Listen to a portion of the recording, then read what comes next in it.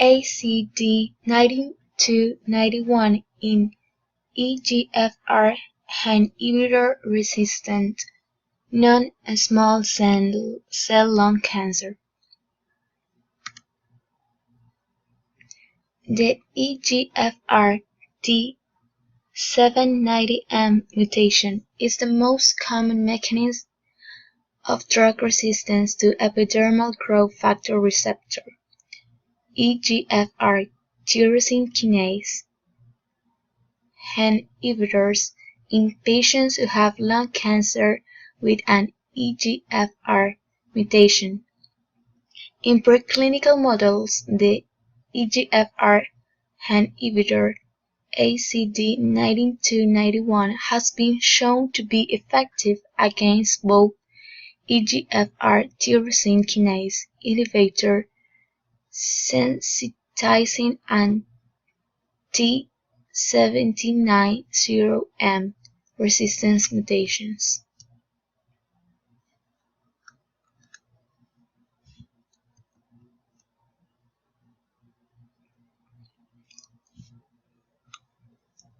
AZD9291 is a mutant-selective epidermal growth factor receptor inhibitor that was designed to both hit the sensitizing mutations potently, but also hit a key resistance mutation that also occurs in about, just over half of patients that have had a good response on an initial epidermal growth factor receptor inhibitor. It was also designed to have a big margin over inhibiting the normal or wild-type receptor, and that's important because the key side effects of rash and diarrhea that you see with currently available EGFR inhibitors are due to that inhibition of the wild-type receptor. So what the AURA study has shown, which is a phase 1 study that's been rapidly expanded because we've seen such encouraging activity, that study only started in March 2013, and what we presented is an update on 253 patients today at this ESMO meeting. And it showed that we've got an overall response rate of 70% in the 80 milligram cohort, which is the dose that we're choosing to go forward with. And those responses are durable. We find encouraging progression-free survival. The data for progression-free survival is currently still immature. Only 30% of patients have progressed. But the current estimate is 9.6 median progression-free survival. And again, when you think about the only therapy that these patients have currently available is chemotherapy, and chemotherapy has on average around a 3 to 4 month progression-free survival. We find these data encouraging. But we're hoping that with more mature follow-up, we'll understand better what the true progression-free survival is. The other part of that trial that's important is also looking at the safety profile. And again, as I said, it was designed to have a reduced activity against the wild-type receptor, and that's translated through into the data we see in the clinic. So we're seeing reduced rates of rash and diarrhea than you would expect with currently available EGFR inhibitors. And those events that we do see, so we have around a third of patients experience some grade of rash and diarrhea, but the overwhelming majority of those are grade 1 events. And we haven't had any grade 3 events of rash, and only 1% of patients having grade 3 diarrhea. So we find the overall safety profile encouraging. I think the other thing that's important about this molecule is that it was designed with a chemistry scaffold that wouldn't hit the insulin receptor or insulin-like growth factor receptor, and so we're not seeing any instances of patients who are having a raised blood glucose as well. So that's encouraging, and on the back of those data, we've got breakthrough designation from the US FDA, and we're looking forward to potentially filing the drug for approval, for accelerated approval next year. What is AZD9291? Is a monoanilino-pyrimidine compound. Is a novel, irreversible EGFR tyrosine kinase inhibitor. Has proved to be more effective against both EGFR tyrosine kinase inhibitor sensitizing and resistance T790M mutations in preclinical models.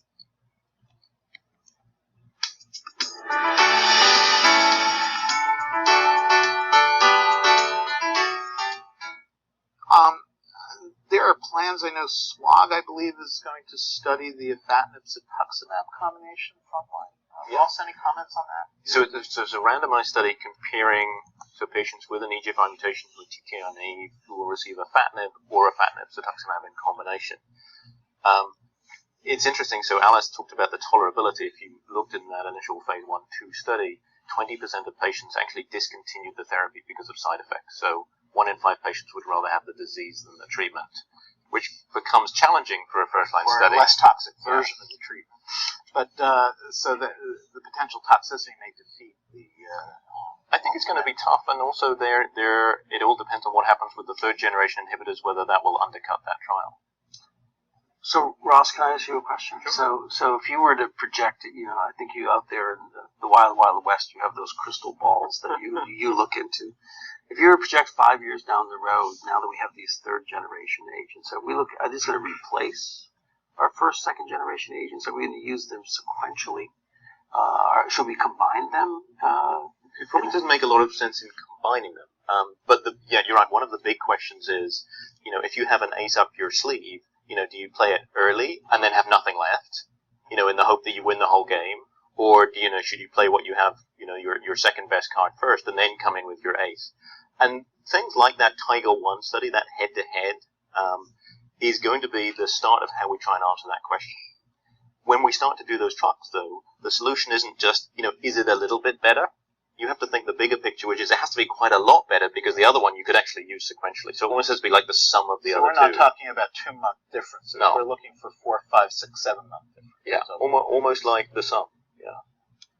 This monoaminopyrimidine compound is structurally distinct from other third-generation EGFR tyrosine kinase inhibitors and offers a pharmacologically differentiated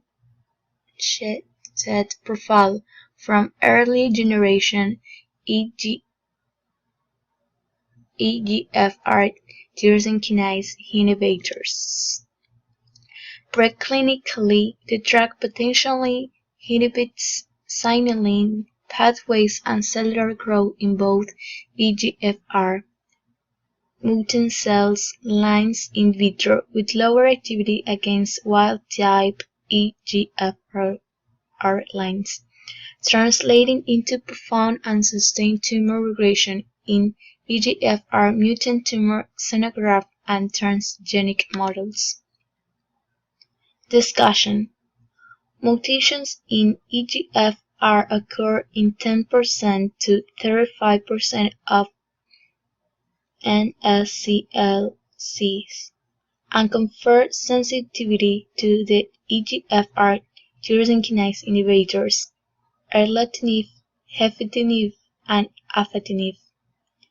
In randomized studies, the median overall survival of patients with EGFR mutant lung cancer receiving first-line EGFR tyrosine kinase inhibitors is approximately 19 to 36 months, whereas median progression-free survival is about 9 to 14 months. In more than half of patients, tumor cells at the time of progression harbor a second site, AZD9291 mutation, which confers resistance to these EGFR tyrosine kinase inhibitors. No specific treatments for patients with acquired resistance to current EGFR tyrosine kinase inhibitors have yet been approved.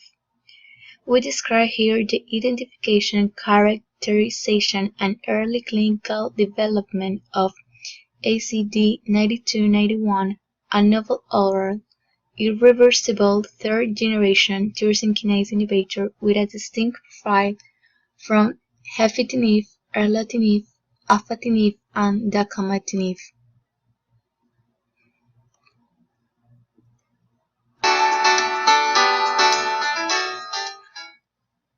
I would say that one of the most exciting developments of ASCO in 2014 was these third-generation EGFR inhibitors, AZD9291 and Clovis CO1686. They were presented back-to-back at a special session that really suggested that we've finally broken through an impasse that's existed for a decade or more since we first identified the patients who have responded so beautifully but transiently to the first generation reversible EGFR TKIs, namely gefitinib and erlotinib. We've seen great responses in those patients, but it slips through your fingers, and then even during the time the patients are benefiting, they're spending a lot of that time wondering what they're going to do next. And we've not had a good answer to that question. We've tried combining with chemotherapy, we've tried adding other things sometimes, and there have been some encouraging leads, but nothing that has really been transformative until now. Despite the potential of AZD9291 to prevent resistance via T790M, tumors are likely to engage alternative escape mechanisms. If tyrosine kinase inhibitors such as AZD9291 become of a prominent feature in the treatment of EGFR disease across multiple lines of therapy, it will be critical for future preclinical and clinical research to identify the most prevalent resistance mechanisms. In conclusion, AZD9291 was highly active in patients with lung cancer with the EGFR T790M mutation who had disease progression during prior therapy with EGFR tyrosine kinase inhibitors.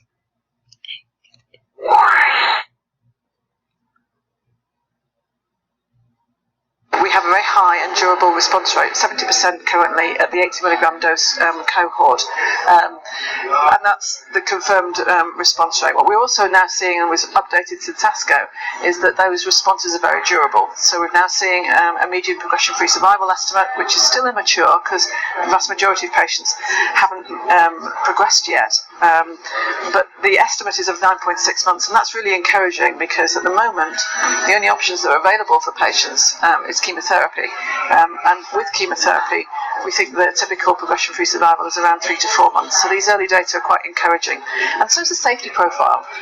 So the safety profile has also shown that we're getting much reduced rates of rash and diarrhea than you would see with earlier EGFR agents. So about 30% of patients have some grade of rash and diarrhea, and very, very low rates of grade 3, so 0 or 1% grade 3 rash or diarrhea.